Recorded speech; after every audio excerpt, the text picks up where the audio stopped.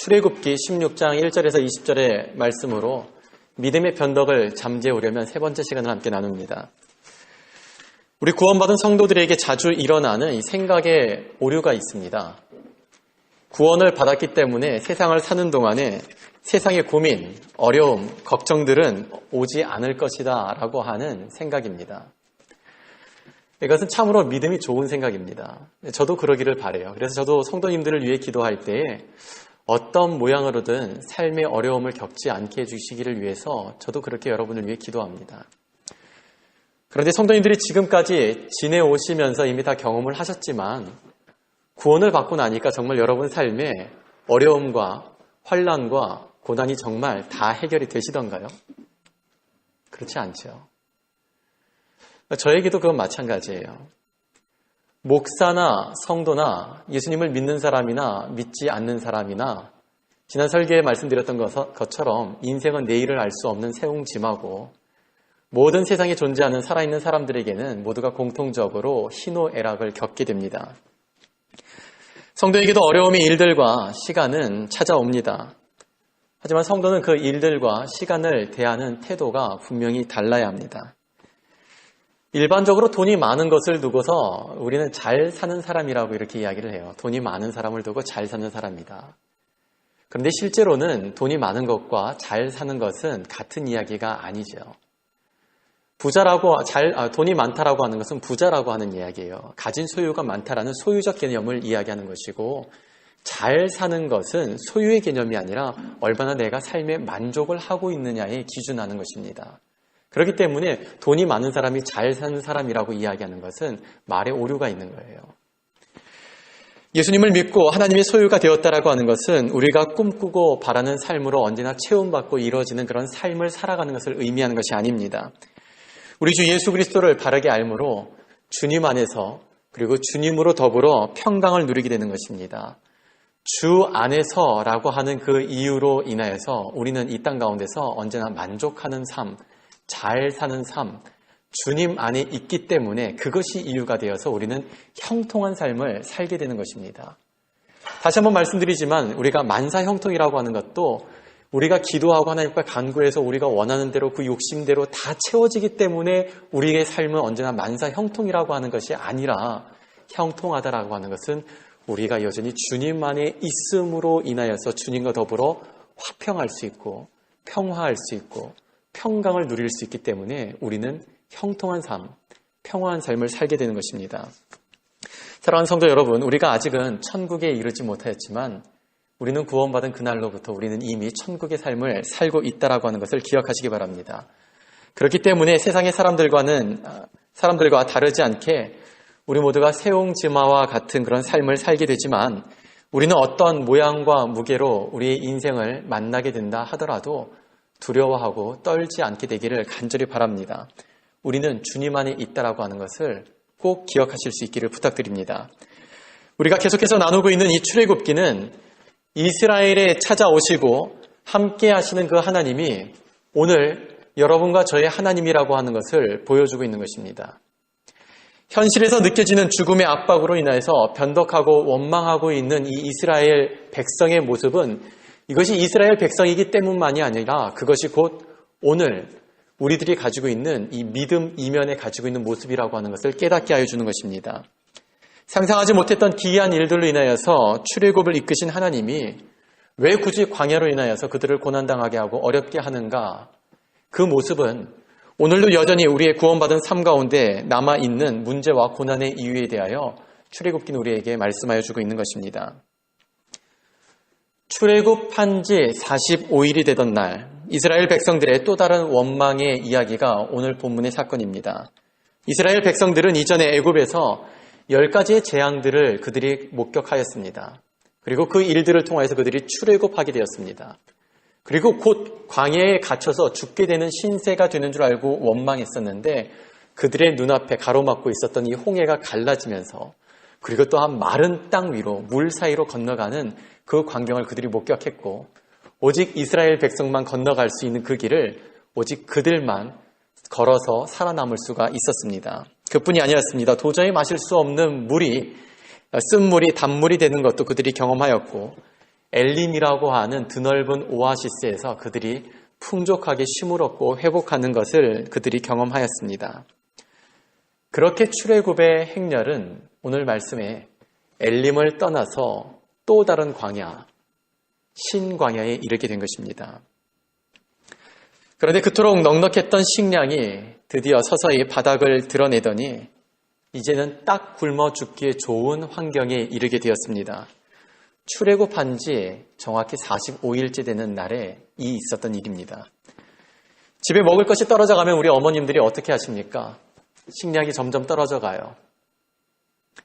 그럼 어머님들은 지혜를 발휘해서 적은 양을 가지고 최대한 오랫동안 서바이브 할 수 있도록 지혜를 발휘하시죠. 남은 양식을 갈기도 하고 잘게 잘라서 부치기도 하고 불리기도 하고 끓이기도 하면서 적은 양을 가지고서 오랫동안 서바이브 할 수 있도록 모든 지혜를 동원합니다. 우리들과 마찬가지로 이스라엘 백성들도 이 식량이 떨어져 갈 때 그들은 끼니를 걱정하기 시작했습니다. 그래서 남은 식량으로 오래 버틸 수 있도록 이미 여러 방법들을 다 사용했습니다. 그렇게 버텼음에도 불구하고 광야에서 식량을 구할 수 있는 방법은 없었고 여기저기서 식량이 떨어진 것으로 인하여서 한숨 소리가 깊어지게 되었습니다. 한숨이 깊어지다 못해 사람들은 짜증이 나기 시작했고 그 짜증은 불평으로 표출되었습니다. 그것도 한두 사람이 아닌 이 온 이스라엘 회중이 모두가 다 공통적으로 가지고 있는 현실이었기 때문에 여기저기서 일어나는 불평은 그들의 귀와 마음을 자극하였고 그래서 모두의 원성으로 터져나오게 된 것입니다. 우리 오늘 본문의 3절 함께 읽어보시겠습니다. 이스라엘 자손이 그들에게 이르되 우리가 애굽 땅에서 고기가마 곁에서 앉아있던 때와 떡을 배불리 먹던 때에 여호와의 손에 죽었더라면 좋았을 것을 너희가 이 광야로 우리를 인도해내어 이 온 회중이 줄여 죽게 하는도다. 먹을 것이 없어서 염려하다 못해 원망하게 된 이 이스라엘 백성들의 모습이 우리도 같은 사람이라서 우리도 같은 현실에 있다라면은 충분히 공감할 수 있는 모습으로 이해는 되어집니다. 하지만 그렇다고 해서 하나님께서 기껏 살려놓았더니 한다는 이야기가 등 따시고 배부를 때 차라리 그때 하나님께서 우리를 거기서 죽이셨다라면 더 나았을 것이라고 말하는 것은 너무나 악하게 보입니다.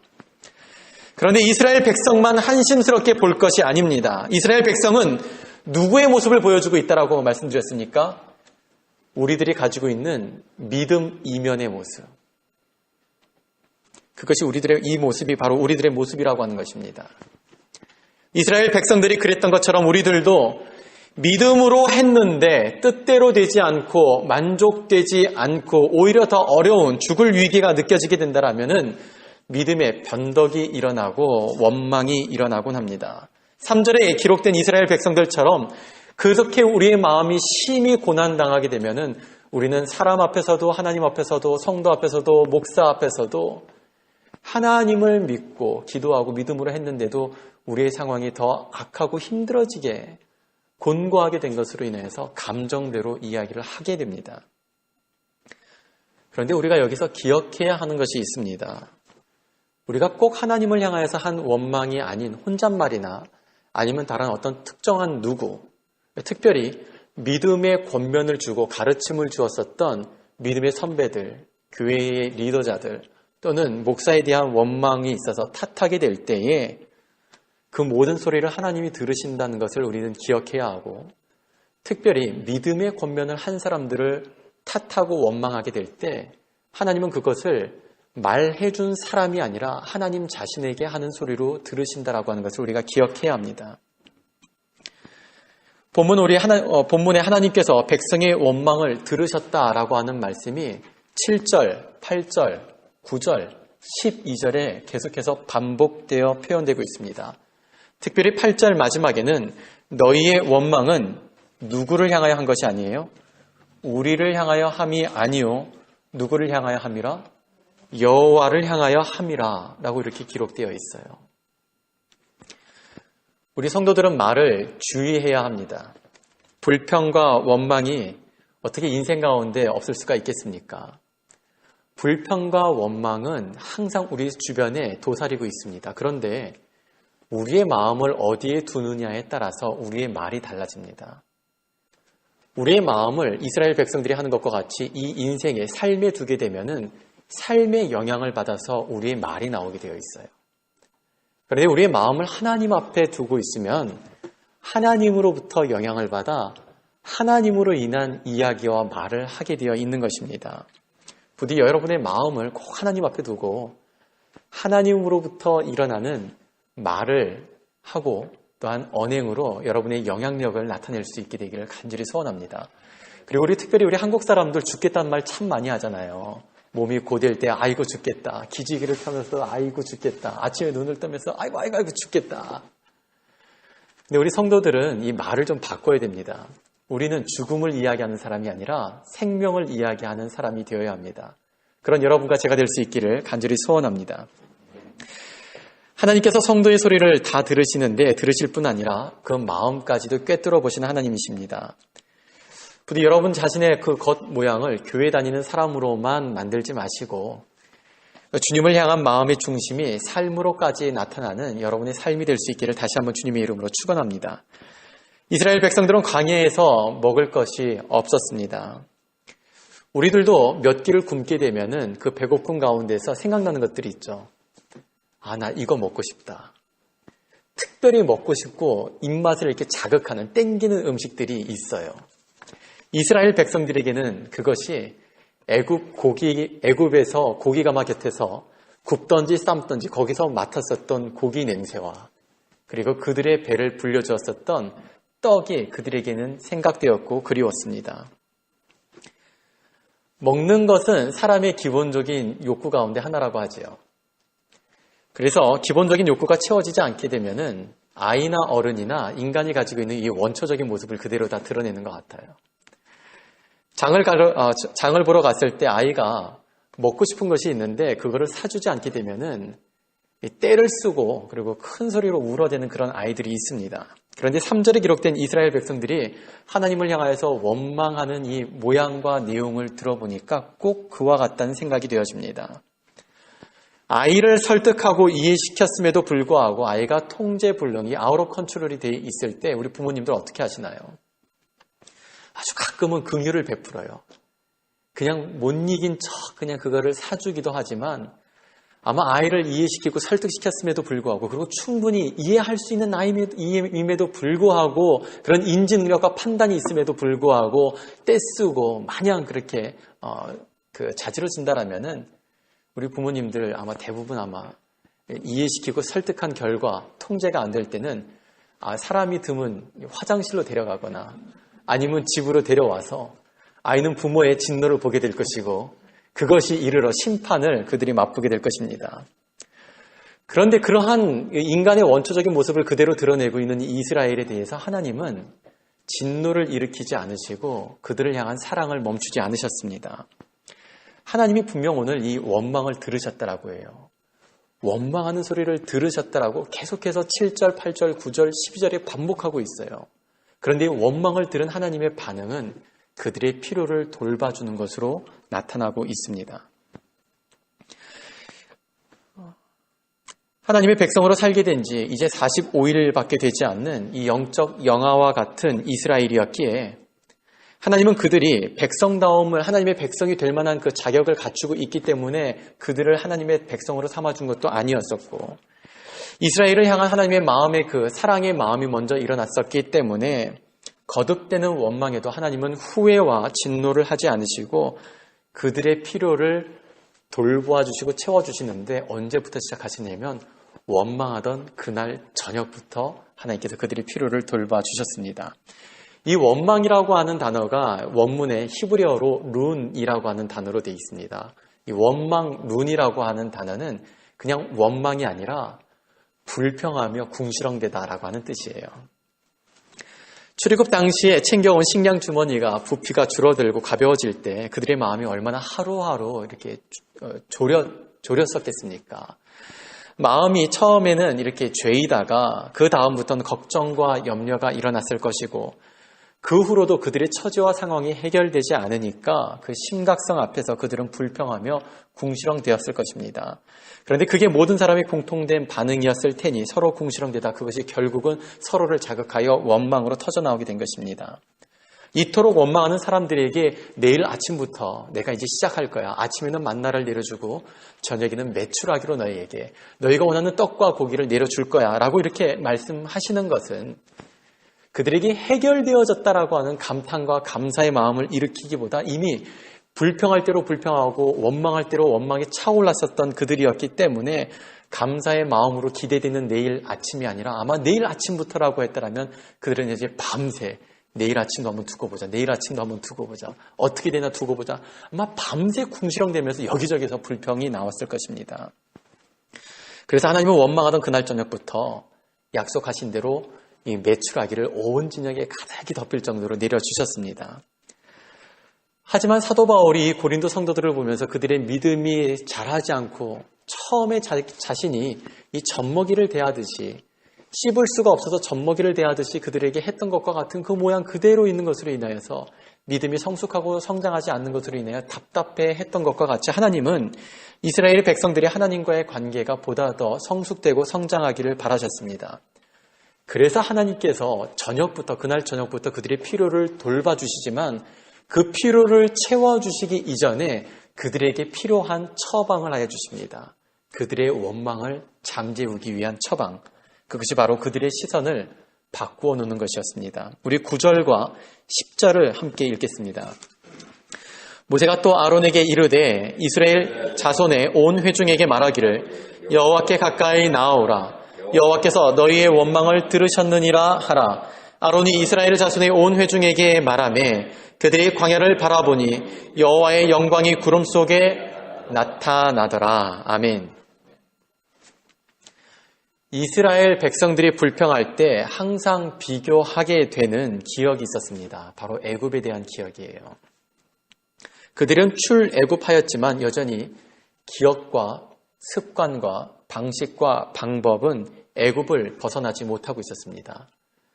출애굽은 진작에 이루었지만 여전히 탈애굽하지 못하고 몸과 마음과 생각과 기억과 모든 습관들과 삶의 방식과 방법들이 여전히 애굽에 머물러 있었던 것입니다. 애굽의 노예로 살던 시절은 결코 하나님의 백성으로 살아가고 있는 현재와 비교할 것이 못 되는 것입니다. 그럼에도 그들은 하나님에 대한 기억보다 애굽에 대한 기억이 훨씬 더 많았습니다. 하나님의 백성으로 살아가고 있는 이 시간보다 이미 애굽의 노예로 살고 있었던, 애굽에서 살고 있었던 그 시간이 월등히 길었습니다. 출애굽하였어도 여전히 습관과 방법과 방식은 그래서 애굽을 벗어나지 못하고 있었던 것입니다. 그래서 어려울 때마다 원망했고 그들을 더욱더 원망하게 만드는 비교의 기준은 언제나 애굽이 되었던 것입니다. 하나님은 그런 이스라엘 백성을 너무나 잘 알고 그리고 헤아리고 이해하고 계셨기 때문에 가장 적절한 방법을 처방하셔서 그들의 과거와 현재가 비교할 수 없다는 것을 깨닫고 알게 하기 위해서 그들의 시선을 지난 과거 애굽에서 돌려 광야 가운데 구름 속에 나타난 하나님의 영광을 보게 하셨던 것입니다. 그리고 12절에 말씀하신 대로 하나님은 약속을 시행하셨습니다. 메추라기와 만나로 저녁과 아침에 내려주셨고 그것을 통해서 하나님께서 말씀하시기를 나 여호와가 너희의 하나님인 줄 알지어다 라고 하면서 기억시키시고 각인시키셨습니다. 오늘 우리들은 어떤 것 같으세요?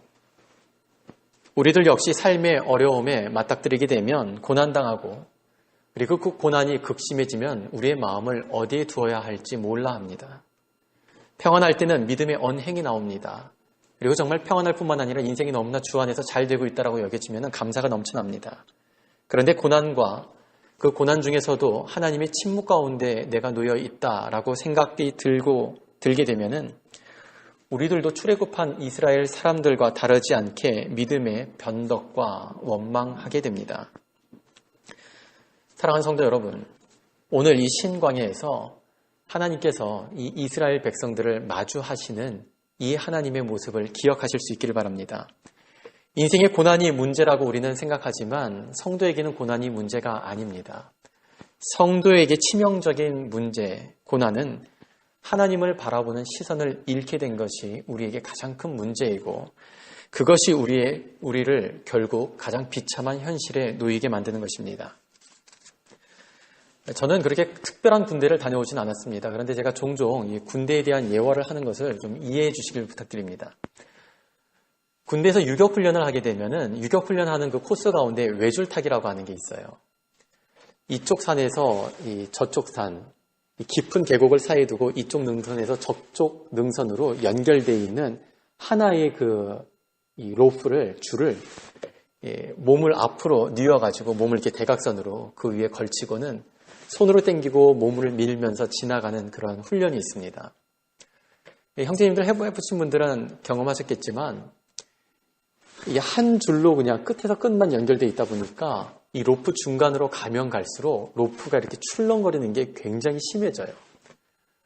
산과 산 사이 그 계곡 위에 그 길을 타고 가는 데서 출렁이는 데서 균형을 잡기란 굉장히 힘듭니다.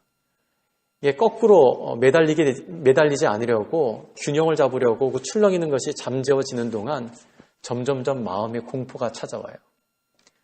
아래로는 깊은 계곡이 보이고 좌우로는 이 산과 저 산 사이에 공중에 떠 있다라고 하는 것. 그래서 몸이 긴장해서 자꾸 몸에 힘이 빠지고 몸이 불안해서 그게 굳게 됩니다. 앞을 가지 못하고 있을 때 그때 저쪽 편에 있는 조교가 외치는 소리가 있어요. 올빼미 시선 고정하십시오. 그럽니다. 시선 고정합니다. 이 말이 다른 게 아니라 아래 쳐다보고 좌우 보면 몸이 자꾸 무서워서 긴장하게 해서 못 움직이게 되니까 와야 할 그 앞만, 정면만 바라보라라고 하는 거예요. 시선 고정하십시오. 그럽니다. 고난이라 여겨지는 상황을 우리가 만나게 될 때 긴장과 두려움을 안겨주는 고난을 바라보고 그 고난의 끝, 오지도 않은 고난의 끝을 묵상하지 않게 되기를 간절히 바랍니다. 고난 중에도 여전히 함께 하시는 그 주님을 바라보고 그 주님 안에서 평강을 누리며 주의 인도하심을 따라갈 수 있는 성도님들 되실 수 있기를 주님의 이름으로 축원합니다.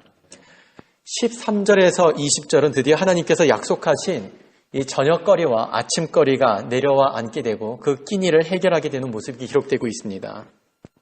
하나님께서 말씀하신 대로 저녁이 되자 이 메추라기가 다 온 진영이 내려와서 진영을 가득히 채우게 됩니다.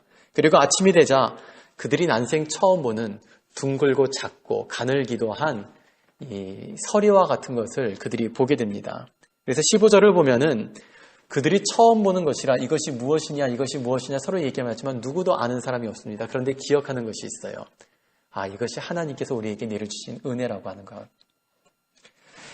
그런데 이 은혜도 취하는 방법이 있었습니다. 우리 한번 16절 같이 읽어보시겠습니다. 시작. 여호와께서 이같이 명령하시기를 너희 각 사람은 먹을 만큼만 이것을 거둘지니 곧 사람 수요대로 한 사람에게 한 오멜씩 거두되 각 사람이 그의 장막에 있는 자들을 위하여 거둘지니라 하셨느니라. 하나님은 한 사람당 한 오멜씩 거두라고만 했습니다. 이것이 각 사람에게 딱 필요한 만큼이라고 하는 거예요. 한 오멜이라고 하는 이 부피는 약 2리터 정도 되는 부피예요. 결코 적지도 그렇게 많지도 않은 양입니다. 근데 하나님이 그들을 보고 생각하시기를 이것이 한 사람당 먹을 수 있을 만한 적정한 양이라고 생각하신 것입니다. 그래서 한 오멜씩만 가져가라고, 각 사람의 수요대로만 가져가라고 한 것입니다. 왜일까요? 더 가져가도 괜찮잖아요. 더 배불러도 괜찮을 수 있잖아요. 하나님께서 비만을 걱정하셨던 것일까요? 그런 게 아니에요. 그 답이 4절에 있습니다. 4절에 보시게 되면 하나님께서 이 만나를 일용할 것을 날마다 거둘 수 있게 하셨기 때문입니다. 할렐루야. 이게 은혜예요. 그런데 이 이스라엘 백성들은 그것을 어떻게 하였습니까? 20절에 보시게 되면은 그들이 모세에게 순종하지 아니하고 덜어는 아침까지 두었더니 벌레가 생기고 냄새가 난지라 모세가 그들에게 노하니라. 그들이 홍해의 기적을 보았습니다. 마라의 쓴물이 단물로 변한 것을 그들이 경험했습니다. 그리고 엘림이라고 하는 푸른 초장과 쉴만한 물가와 같은 곳에서 그들이 쉼을 얻고 회복을 얻었습니다. 그리고 약속대로 하나님께서 하나님의 영광을 지난 전날 보았었고 뿐만 아니라 하나님께서 그들이 먹고 싶었던 고기를 먹여주셔서 고기로 지난 밤에 포식을 했습니다. 그런데 만나가 기가 막히게 맛있어서였을 수도 있고 깊은 어려움을, 고난을 경험했던 사람은 비슷한 상황에 또 놓이게 되면은 지난 트라우마가 오버랩 돼가지고 그 일이 또 일어날까봐 걱정하게 되는 것일 수도 있고, 그래서 이 사람들은 일부 가져온 것의 일부를 먹고 남기기도 했고, 어떤 사람들은 그 남긴 것을 내일 어떻게 될지 모르기 때문에 내일 또 먹지 못하게 될까봐 하는 두려움과 걱정 때문에 그 일부를 내일을 위하여 남겨두기도 했던 것입니다. 저희 부모님 세대의 이야기를 들어보면은 껌이 참 어린 시절에 귀했다 그래요. 그래서 껌을 혼자 씹지 않고 나눠 씹고 돌려 씹고, 그 또 껌을 버리지 못해가지고 머리맡에 붙여놨다가 뒷날 아침에 또 떼서 씹고, 그냥 단물이 다 빠져서 그 씹는 그것이 너무나 신기하고 좋아가지고 오래오래 두고 그렇게 씹었었다고 합니다. 근데 요즘은 그렇게 하지 않죠. 상상할 수 없는 일이에요. 요즘은 너무나 풍족하고 얼마든지 그냥 원하면 살 수 있기 때문에 그 껌을 굳이 일부러 붙여두고 돌려 씹고 나눠 씹고 이럴 필요가 없습니다. 스톤 마운틴을 걸어 올라가다 보니까 아주 흥미로운 게 있더라고요. 이 나무 기둥이 중간에 세워져 있는데 그 나무 기둥에 이 등산객들이 껌을 씹던 껌들을 다 그렇게 붙이고 올라간 거예요. 제가 보기엔 얼마나 지저분하던지. 근데 오늘날은 그 누구도 그 기둥을 보면서 그거를 탐하고 군침 침 흘리는 사람이 없다는 거예요. 그렇습니다. 애굽에 대한 기억, 지난 시간에 대한 기억과 애굽에 대한 습관, 지난 시간에 대한 습관, 애굽에서 살던 방식과 방법이 이치와 논리는 더 이상 이제는 필요하지 않은 것입니다. 그들은 더 이상은 애굽의 노예가 아니라 이제는 하나님의 소유, 하나님의 백성이 되었기 때문입니다. 그렇기 때문에 그들은 하나님의 백성으로 살아가는 삶을 새롭게 배우고 입어야 했던 것입니다. 완벽하게 탈애굽하고 하나님에 대한 기억을 가득히 채워넣고 하나님의 백성으로 사는 방법과 방식과 이치가 그들에게 이제는 상식이 되고 습관이 되어야 했던 것입니다. 그것이 하나님의 백성으로 사는 것이고 광야는 그러하기에 매우 탁월한, 그렇게 훈련할 수 있는 매우 탁월한 훈련 캠프였습니다. 오늘 우리도 마찬가지입니다. 교회를 다녀도 예수 그리스도의 마음과 생각을 갖지 않는 분들이 너무나 많아요.